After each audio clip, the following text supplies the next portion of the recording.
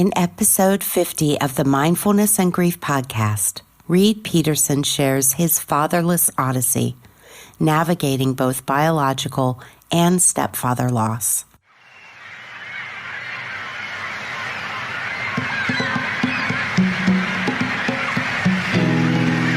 The Mindfulness and Grief Podcast is brought to you by Awaken, my meditation for grief program that helps you cope with the heartache and pain of loss with mindfulness-based practices for your body, mind, and spirit.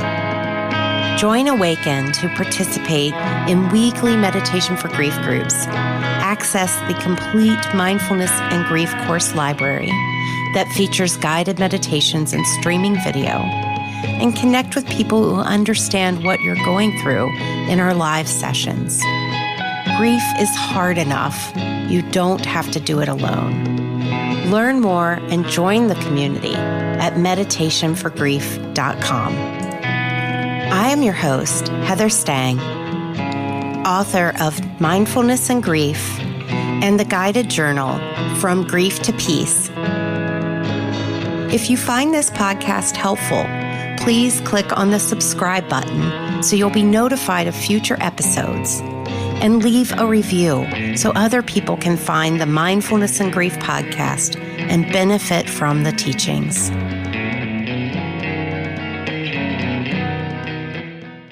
Reid Peterson is the founder of Grief Refuge, a mobile app that is a daily companion to people in grief. Reid's biological father died in 2006, and his stepfather died in 2016. After losing both father figures in his life, he sought support through community grief counseling and support groups. After realizing comfort and solace could be provided to grievers more consistently, he made the Grief Refuge app to provide support on a daily basis.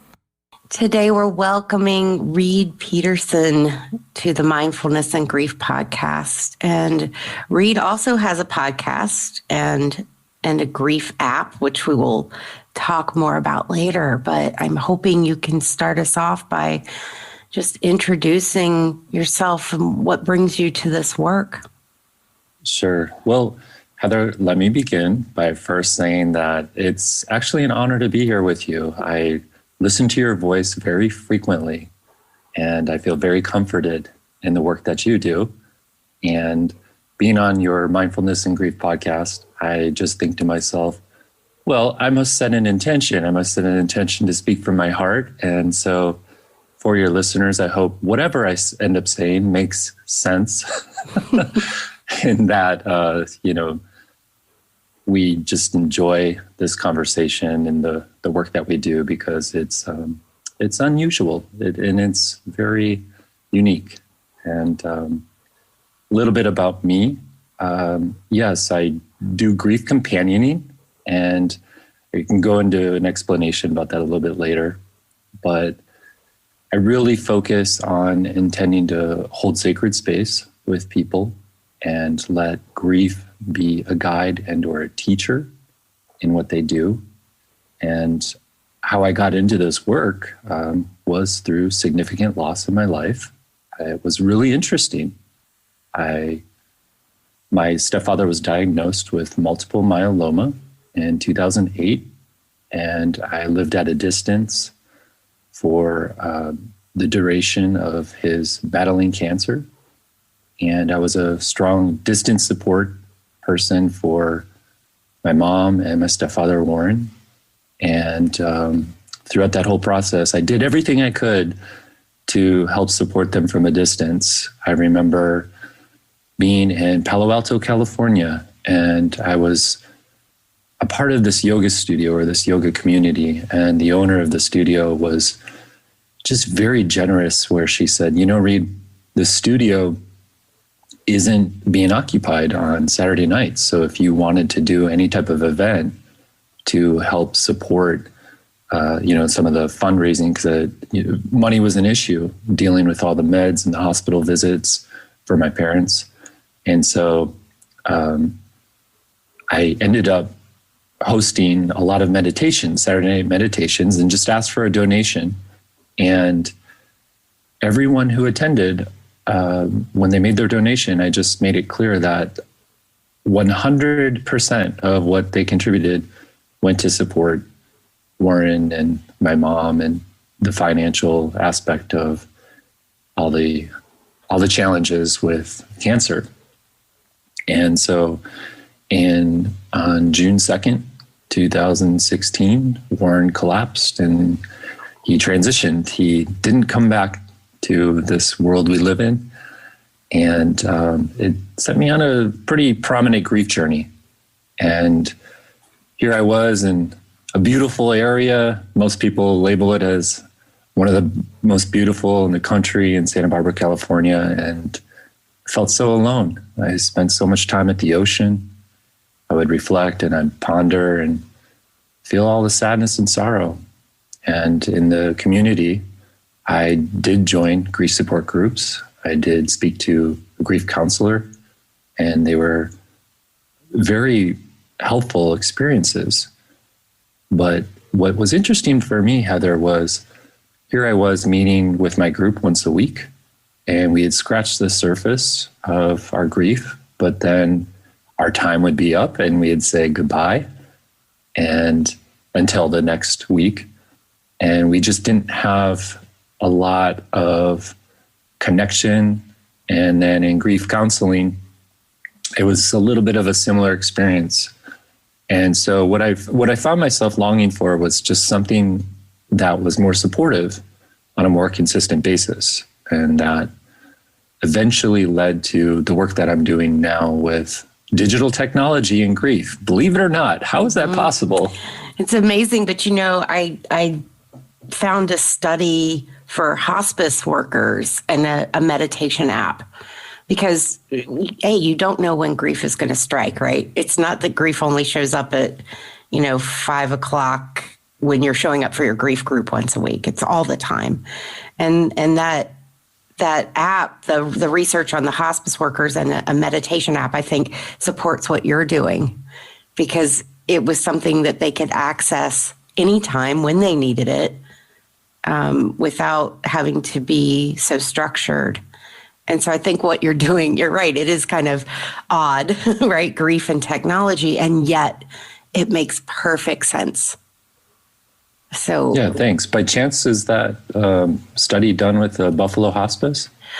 I'd have to go back and check. It's been a couple of years since I read that, but I'll email it to you offline. I'll put it in the show notes too for any of you hospice employees who we're all very grateful for. I am not sure of that. No problem. Yeah, I was just curious because I've contacted the Buffalo Hospice to see if they wanted to partner to do more research with grief-related technology. Neat.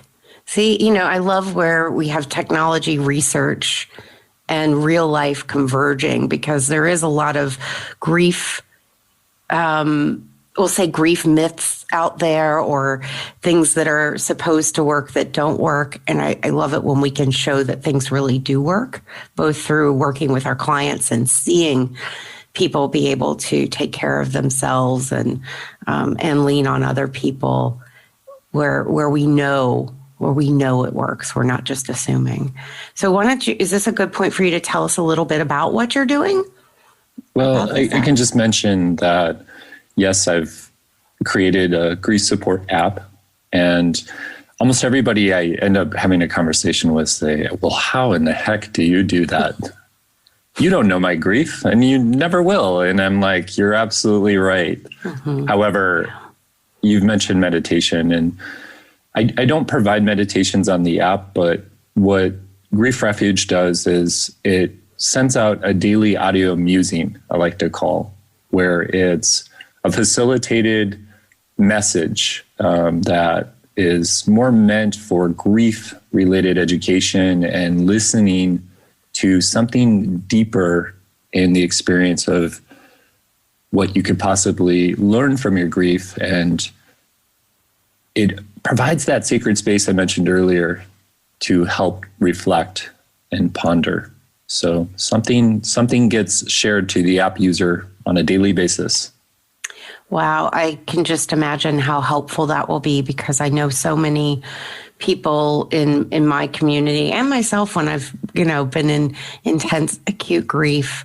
Having something that comforts you daily is going to help you reset daily, and it gives you something to look forward to. If I can use that word. I know that's a strange phrase to use when we're talking about grief. No, none of us want this, but that comfort is something we look forward to. You're right, Heather. It is. And there's a lot of experiences I've heard from people I've talked to who are deep in grief where they say, I just feel like whatever it is, we'll put a blank there. Blank helped me give myself some permission to feel something on a deeper level, some permission to go somewhere where I was previously afraid to go, sometimes permission to actually realize I don't have to feel sad all the time. I can look at the beautiful spring blossoms going on. I can laugh. I can enjoy pieces of my life through this difficult process at this time. Enjoying life is one of those secondary losses of grief that feels like it's permanent, but we know from our own experience and from working with others that it changes. If you're early on listening to this, that might sound impossible, but I hope that we're offering hope.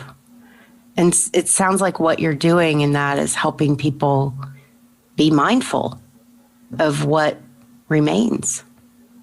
Perhaps, but you're the expert in that, so that's for you to decide. Well, I'll put my stamp on it and say that's what you're doing. You're helping people notice not only their grief, but their life.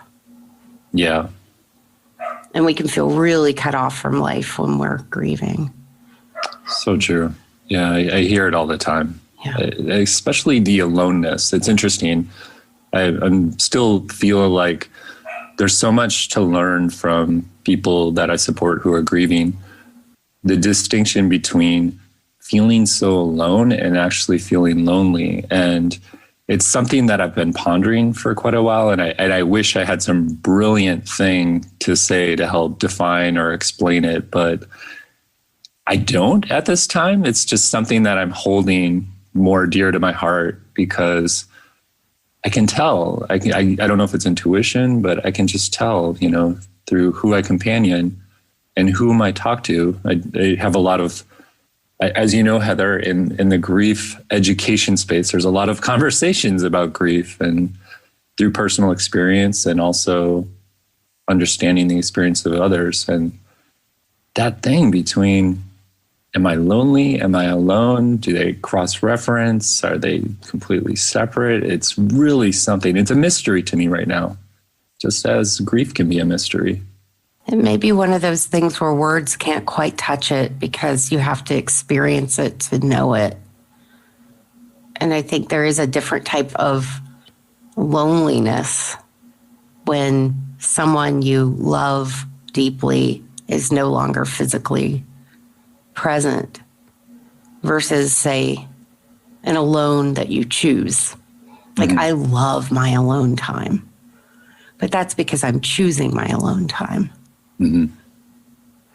I just had this awareness right now, if you don't mind me saying, that I was just thinking about my stepfather, Warren, and how much I miss him. And I was heading in this direction where I was like, you often feel a certain way in connection to someone special that you're not going to feel that exact same way with anybody else.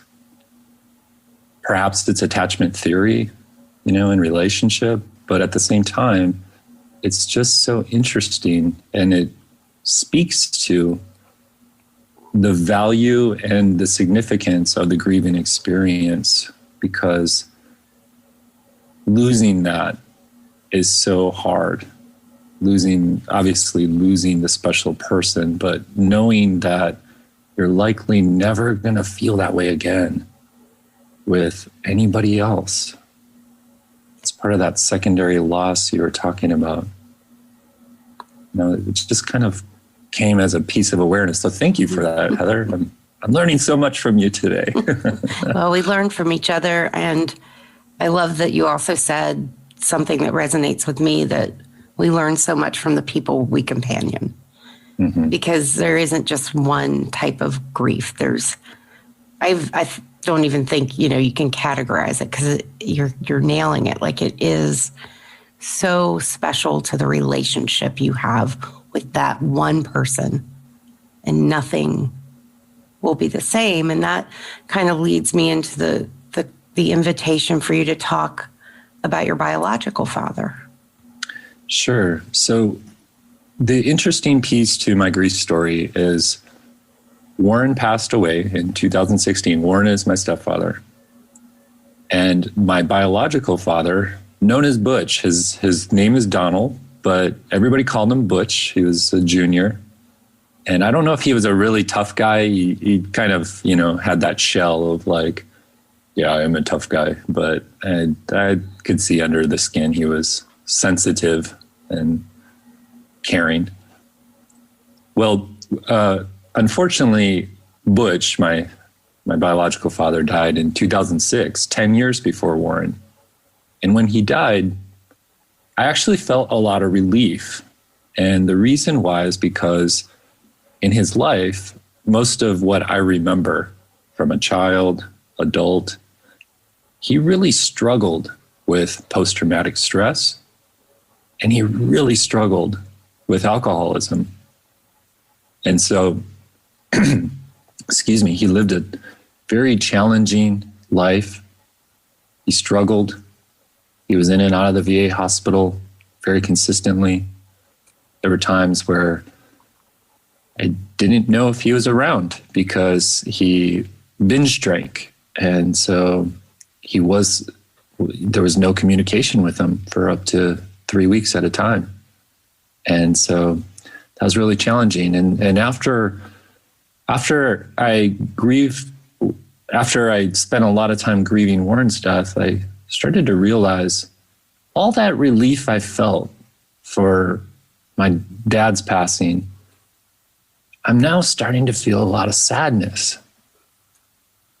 So there was a lot of delayed grief for my father, and there still is. To this day, Heather, I'll have dreams about him. And in these dreams, there's very significant experiences. I'm not an expert in dream analysis by any means, but however, I take it and I think, wow, I'm still trying to learn who he is. I'm still trying to learn my relationship to him, despite it being 15 years since he died. And the texture changed from relief to sadness. Not to say you weren't sad, I'm sure somewhat when it happened, but yeah, I think that's a really helpful experience to share with listeners, to know that, it's not going to be a year or two and you're done and you check it off and you move on. It's a lifelong processing, reframing, changing the relationship to the person sometimes even. So true. Yeah. That, I'll be honest, that is an intention of mine. I do want to perceive the memory of my father in ways that are more unpleasant, more enjoyable, and less hurt. There was a lot of hurt in our relationship. And I'll say there's basically, I'm recognizing there's three grievances, or I don't know if that's the right way to say it, but there's three ways I'm grieving for the loss of two father figures in my life. And that's the logical. Well, the third is actually, I'm recognizing I'm grieving the relationship that I always wanted to have with my biological father. That a lot of times we'll say you grieve the relationship you'll never have because they're not alive. But again, going back to that, I mean, even you said you're still learning from the relationship. Mm-hmm. Like it's still impacting you. And maybe you're seeing him through different eyes with some distance and some adulthood, and that kind of thing. And I have a similar experience with my stepfather who died as well, who had bipolar disorder. And so, like you, very complicated times in that relationship. But it's a relationship that's still evolving and changing. And a lot of forgiveness has taken place since he died, to where I don't hold the grudges I used to hold. But he died, it'll be 12 years this month. So a lot of work over a long time. So that's true. Yeah. And I'm glad you shared that too, Heather. I hope that for everyone listening, it helps perhaps open space for permission too. Thinking about, these time limits that we often face with grief.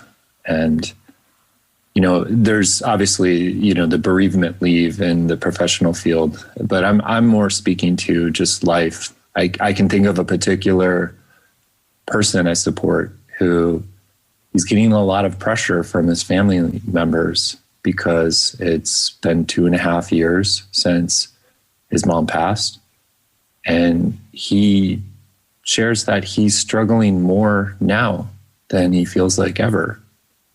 And yet the pressure from his family is like, well, get on with it, like it's been 2.5 years. And that sounds so unsupportive. And I'm sure, I trust that his family members support him in many ways that aren't communicated, but yet he feels this way. So it's like, where can anybody hold space for this if all this pressure's here? But yet it's such a truthful and a real thing happening. It can be 20 years later, and there may be a lot of emotion that is still helpful to process. Yeah. Let's talk a little bit about your process with your clients, with the people you serve. Sure. Yeah. As I mentioned earlier, what I do is I follow a companioning model or philosophy. I've been learning this from Dr. Alan Wolfelt, who he just said recently that he's written 80 books. And I'm like, how do you write 80 books? And they're all good. They are pretty good. I haven't read all 80. I've probably read 6. But the ones I've read are great. So talk to us about this companioning model. Yeah. I guess when I first meet people that are interested in getting support from me, I tell them, first of all, I'm not a therapist. I'm not even a counselor. I'm a companion. And the difference between companioning versus a more therapeutic process is, as I mentioned earlier, holding that sacred space. Not that a therapist or a counselor doesn't, but in the sacred space, you'll find me listening more. You'll find me reflecting, and you'll find me holding that space for your grief to be the guide. I firmly believe grief is a teacher. That's a personal belief I hold, and that through the emotional experience, there's deeper understanding and deeper insight into life and your place as a griever in the world. So that's getting a little bit more philosophical. I'll break it down more simply. I do my best to empathize. I do my best to keep soft eyes now that we meet on Zoom all the time. Keep my mouth closed, my ears and my heart open. and let that guide us through the conversation and whatever comes up in our time together. That's how I companion. You're a compassionate presence. I guess, yeah. It's hard to say that for yourself, isn't it? It is hard to say that, yeah. I have that too, by the way. Like that hard. It's hard to say. It's. I think when you've gone through grief and then you're offering support to other people, it's like a gift that you get to support it, and so the ego doesn't even care to some extent. And I love that what you described, your offering, is probably exactly what most people need.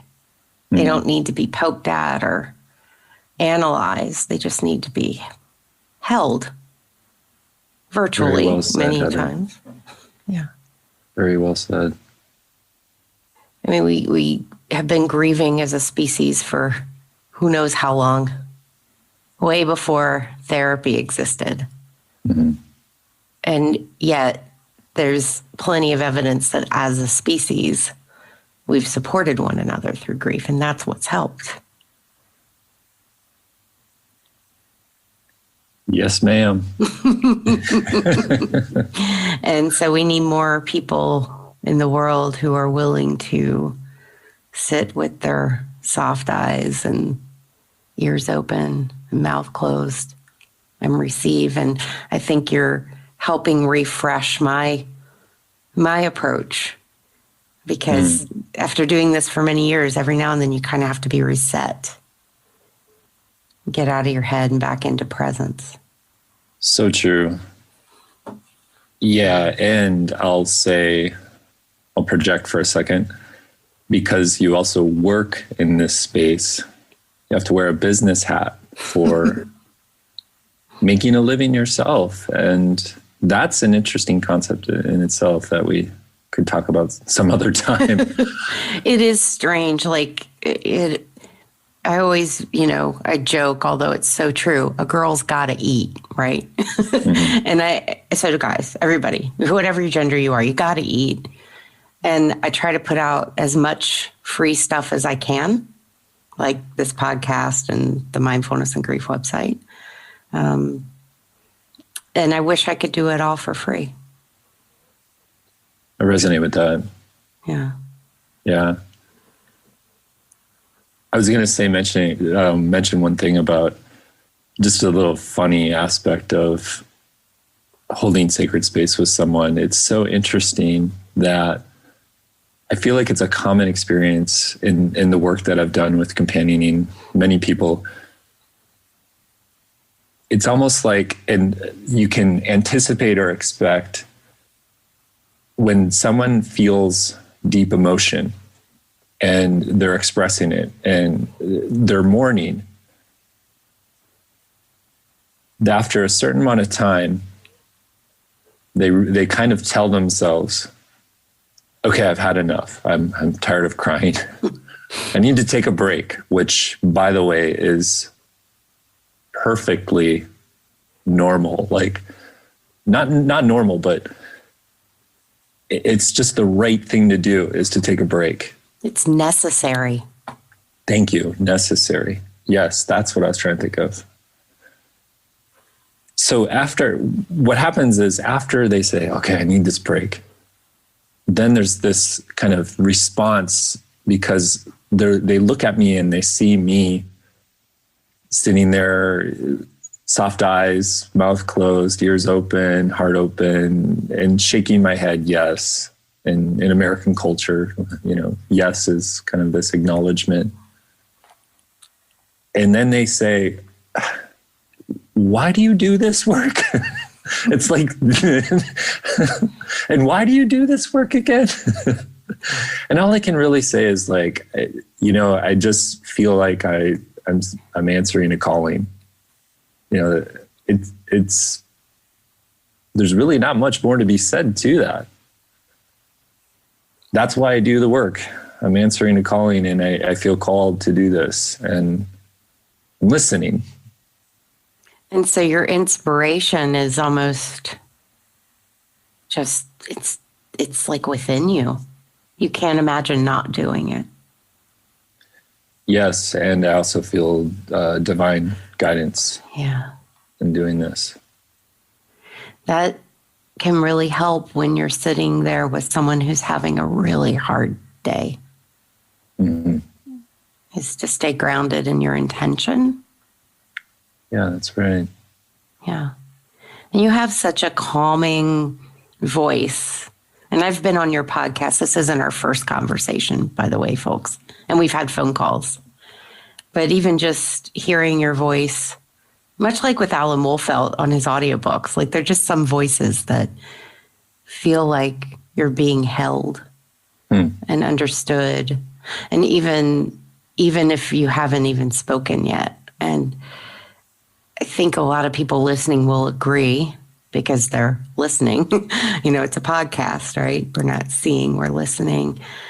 That having someone be able to talk about this really hard life experience, such as losing a father or mother, a child, a friend, a sibling, aunt, uncle, grandparent, pet, all the things that we lose in life, to have someone be able to talk about it with that equanimity, that calm and steady presence, who's been through it. That can be the difference between feeling like you're going to make it or feeling like you're going to implode, which that's my experience of grief sometimes, is feeling like it's an implosion. So that's my words. Maybe not everyone else resonates with that. But. Well, I tell you what, Heather, I'm going to give you a lot of credit, because when I listen to the Mindfulness and Grief podcast, I do feel that calming voice from you. I think I've listened to every episode that you've put out. Wow. Yeah, and you hold that space, and it's interesting. I can tell when some of your guests who are professionals in the field, it almost like they're coming from a head energy space. And let me just say to all of you listening, grief is really hard to handle when it's all in your head, because feelings are felt all throughout the body. Feelings, there's so much connection to deep emotion with visceral organs, and it can be felt on a very deep level. And so if one is fully in their head trying to perhaps control or simply just manage this, which makes complete sense, because you want to carry on, you do want to live, you want to continue living, you want to, there's such a strong desire to get to a place where was once familiar, because grief can turn the world upside down. Grief can make anything that was once common or expected completely unexpected. And so slowing down the pace, finding that support that helps you feel calm, I think that's a missing component of grief support that probably isn't really in the literature that perhaps you and I study, Heather. That presence. I think it's starting to emerge, because I just wrote a chapter for a book that has that in it. There you go. Actually, you know what? I hope I'm contributing to that, but I think you're right. Maybe just we'll look at. Well, I don't want to throw any therapeutic techniques under the bus. That would not be helpful or skillful for anyone. But we can use this as a personal call out that you just, like an offer you just made, for people to kind of slow down, get out of their head, get into your body, understand that you can't think your way out of this. I think that's like a human, that's like what we do, right? If we have a problem, like at work or in a relationship, we try to think, what can I do to fix this? Exactly. I also want to speak to it. I know that that isn't the easiest thing to do. I know that it's a huge challenge because through companioning so many people, when they've made their efforts to slow down and feel what is more in the body, there's sometimes even much more pain felt. And so I just want to honor that as part of people's experience, if that's true. It's hard to do it alone, coming back to the alone concept. And that's, I think, where there's so much value in joining a group, such as at the Mindfulness and Grief Institute. Awaken, right? The right, Awaken. I was thinking you and I would make a great pair. You'd join Awaken and meet up with me on, Tuesday nights, and I think I'm going to be adding a new time soon, but as well. And then they can have your app every day between. And sounds like a deal. It's a great deal. Let's get the contracts going. No, just kidding. We don't even need contracts. We'll just do that. I know, right? We're grief buddies. Yeah. And I love your work. I love your creative approach with the app. I think it's something that's been a long time needed. And so I want to give you some space to talk a little more about how people can find that and find you. But I want to bring it back to your grief experience. So maybe sharing with the listeners, how are you different now? What was Reid like before? And I know you have 2 major losses.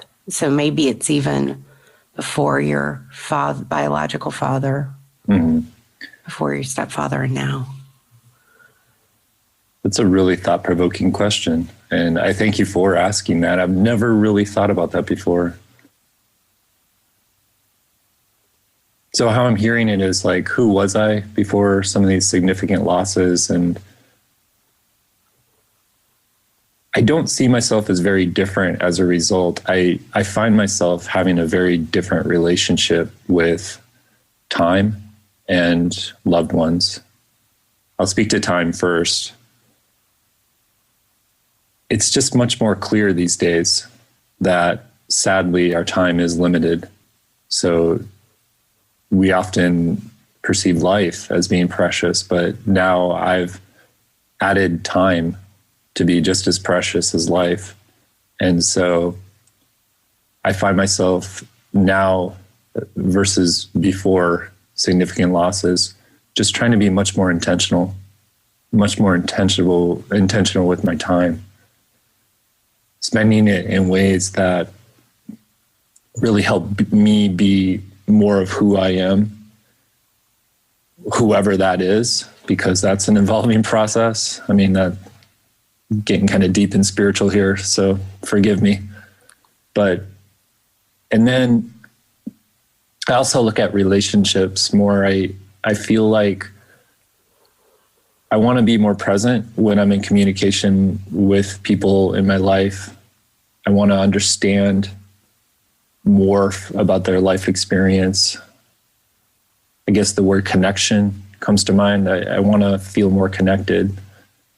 I've been blessed to have a wife who knows so much about relationships. She's a relationship psychologist and coach. And she said to me early on in our time together, she said, "Reid, I just want to make sure we're not taking each other for granted." And that was such a gift when she said that, because I tie that into going through some, significant pain in my grief process. I really think of that, and I think, gosh, most people say, if they're on their deathbed, they often say what matters the most is love and relationships, and all the striving, all the working so hard for status or for financial rewards, they realize it doesn't matter. I think of a friend who, it's interesting because we're considered middle-aged. His midlife crisis is really kind of the opposite of what's expected. He's not going to go buy a Porsche or whatever. He's been at the same career for 24 years now, I think. And the way his pension is set up requires him to keep working, but he's ready to stop. And long story short, he's coming to clarity about the value of relationships. And, you know, he had such a drive for financial gain for 20 something years. And now he's realizing, gosh, I wish I would have focused on relationship. It's so interesting. Yeah. Well, sometimes we just don't see that when we're, I don't know if saying younger, maybe that's not the word, but until we have a little bit more wisdom under our belt, or until we have a tragedy strike or we lose someone. I think that piece about not taking people for granted is a big lesson of loss. Mm-hmm. To hold the people you have left closer. Yeah, well said, Heather. And tying back to some of my own grief experience with my father, and my biological father now, as mentioned earlier in our conversation about like, hey, it's 15 years later and I'm recognizing there's so much more to this. Well, what I wanted to say is that I realized my time with my biological father was very limited. I didn't grow up with him. And although he lived just 5 miles from where I grew up, we didn't spend a lot of time together. And he never really enjoyed talking on the phone. So there was a lot of limited experiences with him. And what I'm learning as I redefine my relationship to him, as weird as that sounds, because he's been dead over 15 years, I'm helping myself reframe the story where it's like those times were precious times, although they were superficial conversations. They were never really about us. I'll just say real quickly, he was I think he was the world's best complainer. He sure knew how to complain about it, pretty much anything on his mind. He mastered that, huh? He mastered that. Yes, he was really good about that. And it's so funny because if you're listening, you're a football fan. I grew up in Minneapolis, so I grew up a Minnesota Vikings fan. And I'll just say in 2 seconds that they've never won a Super Bowl. And boy, would he talk about that all the time.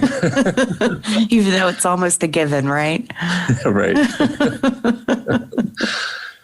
Oh, man. So anyway, coming back to my point, I'm helping redefine that those experiences were actually not taken for granted or dismissed. They had their precious experiences also. Well said, Reid. I think that's a beautiful way to look back at a relationship and find some, what's the word? It's like the poignancy in the mundane. You know, like even just the conversations where he's complaining about football, it's a way you remember him and you're even able to laugh about it, which that's another thing that we see a lot in ourselves. I won't say I'm sure, you can tell me. I've seen in myself and I've seen in people I work with, like that shift from where you're only talking about their death to where you start recalling moments of their life and eventually laughing as you tell the story. And sometimes that first time you laugh telling the story, you're like, how am I even able to laugh right now? Mm-hmm. But eventually, like I think about my conversations around my stepfather now, 12 years later, very rarely do I talk about his death now. I'll talk about the crazy things he did, the manic moments that resulted in like a boat he couldn't afford that we had a lot of fun on for a while, even though that wound up being its own tragedy, and just the space, the time, the processing, the making sense of it all, the learning the lessons of his life that maybe he didn't get that I can apply to mine. That's how the relationship continues. Yeah. Yeah. So I know we're sadly coming to the end of our time on this podcast, which is precious time. And so true. Time well spent with you. For the listeners who want more, Reid, more of your warm voice and companioning, where do they find you? I think the best way to find me is if you open up your phone, and if it's an iPhone, you go to the App Store. If it's an Android, you go to the Google Play Store and you just search Grief Refuge.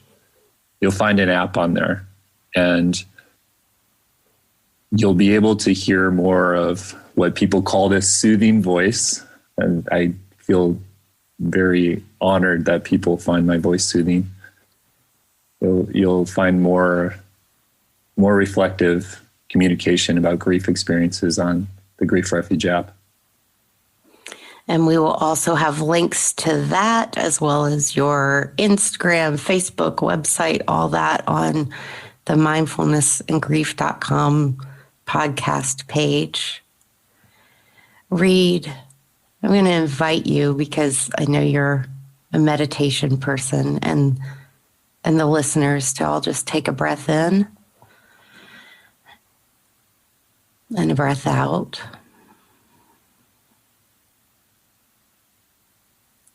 And I'm hoping that you might close us out with some words of hope.